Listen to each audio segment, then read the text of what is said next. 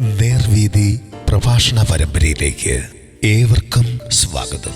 സുവിശേഷകൻ കുഞ്ഞുമോൻ തോട്ടപ്പള്ളി ഇപ്പോൾ നിങ്ങളുമായി ദൈവവചനം പങ്കുവയ്ക്കുന്നു. ശ്രദ്ധിച്ചാലും.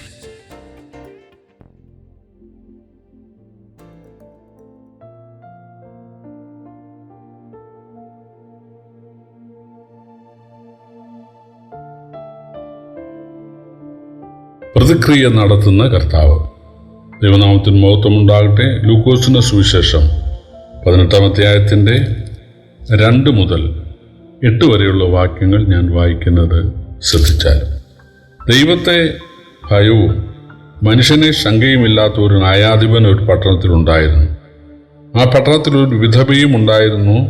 അവൾ അവൻ്റെ അടുക്കൽ ചെന്നു, എൻ്റെ പ്രതിയോഗിയോട് പ്രതിക്രിയ നടത്തി രക്ഷിക്കണമേ എന്ന് പറഞ്ഞു. അവന് കുറെ കാലത്തേക്ക് മനസ്സില്ലായിരുന്നു. പിന്നെ അവൻ, എനിക്ക് ദൈവത്തെ ഭയവും മനുഷ്യനെ ശങ്കയുമില്ല എങ്കിലും വിധവ എന്നെ അസഹ്യപ്പെടുത്തുന്നത് കൊണ്ട് ഞാൻ അവളെ പ്രതിക്രിയ നടത്തി രക്ഷിക്കും, അല്ലെങ്കിൽ അവൾ ഒടുവിൽ വന്ന് എന്നെ മുഖത്തടിക്കും എന്നുള്ളുകൊണ്ട് പറഞ്ഞു. അനീതിയുള്ള ന്യായാധിപൻ പറയുന്നത് കേൾപ്പീൻ. ദൈവമോ രാപകൽ തന്നോട് നിലവിളിക്കുന്ന തൻ്റെ വൃതന്മാരുടെ കാര്യത്തിൽ ദീർഘക്ഷമയുള്ളവൻ ആയാലും അവരെ പ്രതിക്രിയ നടത്തി രക്ഷിക്കയില്ലയോ? വേഗത്തിൽ അവരെ പ്രതിക്രിയ നടത്തി രക്ഷിക്കും എന്ന് ഞാൻ നിങ്ങളോട് പറയുന്നു. കർത്താവായ യേശുക്രിസ്തു തൻ്റെ വീണ്ടും വരവിനെ കുറിച്ചാണ് നോഹയുടെ കാലത്തെ സംഭവം ഉദാഹരിച്ചും ലോത്തിന്റെ കാലത്തെ സംഭവം ഉദാഹരിച്ചുമൊക്കെ പറഞ്ഞത്. തൻ്റെ വീണ്ടും വരവെങ്കിൽ തന്നെ രക്ഷകനായി സ്വീകരിച്ച ആളുകൾ ദൈവരാജ്യത്തിലേക്ക് ചേർക്കപ്പെടുകയും അല്ലാത്ത ആളുകൾ ന്യായവിധിക്കായിട്ട് ഉപേക്ഷിക്കപ്പെടുകയും ചെയ്യും എന്നൊക്കെ കർത്താവ് പറഞ്ഞു. ഈ പറഞ്ഞതെല്ലാം പാപം നിമിത്തം ശിക്ഷിക്കുന്ന കാര്യമാണ്. എന്നാൽ ഇവിടെ കർത്താവ് പറയുന്നത് മറ്റൊരു കാര്യമാണ്. അത് ദൈവത്തോട് ചെയ്യുന്ന പാപമല്ല, മനുഷ്യൻ മനുഷ്യനോട് ചെയ്യുന്ന പാപമാണ്. നോഹയുടെ കാലത്തെ ജനം ദൈവത്തോടാണ് പാപം ചെയ്തത്. ലോത്തിന്റെ കാലത്തെ ജനം ദൈവത്തോടാണ് പാപം ചെയ്തത്, ദൈവകൽപ്പനകളെ ലംഘിക്കുക. എന്നാൽ ഇവിടെ കർത്താവ് പറയുന്നത് മനുഷ്യൻ മനുഷ്യനോട് ചെയ്യുന്ന പാപത്തിൻ്റെ കാര്യമാണ്. അതിനാണ് യേശു ഒരു ഉദാഹരണം പറഞ്ഞത്. ഒരു പട്ടണത്തിൽ ഒരു അനീതിയുള്ള ന്യായാധിപനുണ്ടായിരുന്നു. ദൈവത്തെ ഭയമില്ല, മനുഷ്യന് ശങ്കയില്ല. ഒരു വിധവ വന്ന് പറയുകയാണ്, എന്നെ ആളുകൾ പീഡിപ്പിക്കുന്നു, നീ പ്രതിക്രിയ നടത്തി രക്ഷിക്കണം, അവരെ നീ ശിക്ഷിക്കണം.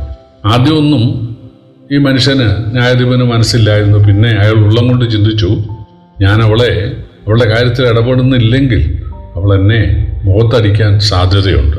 അതുകൊണ്ട് വേഗത്തിൽ അവളുടെ കാര്യത്തിൽ ഇടപെടണം, അവളുടെ ശത്രുവിനെ ശിക്ഷിക്കണം എന്ന് അദ്ദേഹം തീരുമാനിച്ചു എന്നാണ്. യേശുവോട് ചോദിക്കുന്നത്, അനീതിയുള്ള ഭൂമിയിലെ ന്യായാധിപന്മാർ ഇങ്ങനെ ചെയ്യുന്നുവെങ്കിൽ നീതിമാനായ ദൈവം ഇതിനേക്കാൾ വേഗത്തിൽ ഇടപെടാതിരിക്കുമോ എന്നാണ്. പ്രിയപ്പെട്ടവരെ, ഈ ആധുനിക കാലത്തെ ഏറ്റവും വലിയ വിഷയമെന്നുള്ളത് മനുഷ്യൻ മനുഷ്യനോട് അക്രമം കാണിക്കുന്നു, ചതിക്കുന്നു, ബലാത്സംഗം ചെയ്യുന്നു, കൊലപാതകം ചെയ്യുന്നു, കവർച്ച ചെയ്യുന്നു. ഈ കാലത്ത് പുതിയ പേരുകളിലൊക്കെയാണ് സൈബർ തട്ടിപ്പ്, വിസ തട്ടിപ്പ്, അതുപോലെ മനുഷ്യ അവയവ തട്ടിപ്പുകൾ. അങ്ങനെ പണത്തിനു വേണ്ടി ഏത് നീചകൃത്യവും ആളുകൾ ചെയ്യുകയാണ് എന്ന് പറഞ്ഞാൽ മറ്റുള്ളവരെ വഞ്ചിച്ചും അവരെ പീഡിപ്പിച്ചും കവർച്ച ചെയ്തും അവരെ കരയിപ്പിക്കുകയാണ്. പക്ഷേ ഇവിടുത്തെ നീതിന്യായ കോടതികളിൽ അതിന് തക്കതായ ശിക്ഷയോ ഇടപെടലുകളോ ഒന്നും പ്രതീക്ഷിച്ചിട്ട് കാര്യമില്ല.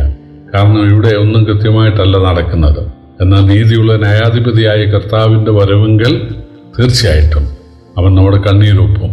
അങ്ങനെ വാക്യമുണ്ട്, ദൈവം താൻ അവരുടെ കണ്ണിൽ നിന്ന് കണ്ണുനീരെല്ലാം തുടച്ചു കളയും. നമ്മുടെ ഭാഗത്ത് ന്യായമുണ്ടായിരുന്നുവെന്നും നമ്മൾ അകാരണമായിട്ടാണ് പീഡിപ്പിക്കപ്പെട്ടതെന്നും അന്ന് തെളിയുവാനിടയാകും. പ്രിയപ്പെട്ടവർ, യേശുക്രിസ്തുവിൻ്റെ വീണ്ടും വരവ് വേദനപ്പെടുന്ന, ചൂഷണം ചെയ്യപ്പെടുന്ന ആളുകളുടെ ആശ്വാസത്തിന് അത്യാവശ്യമാണ്. കാരണം ഇവിടെ പണമുണ്ടെങ്കിലേ, സ്വാധീനമുണ്ടെങ്കിലേ ഇവിടെ കാര്യങ്ങൾ നേടാൻ സാധിക്കും.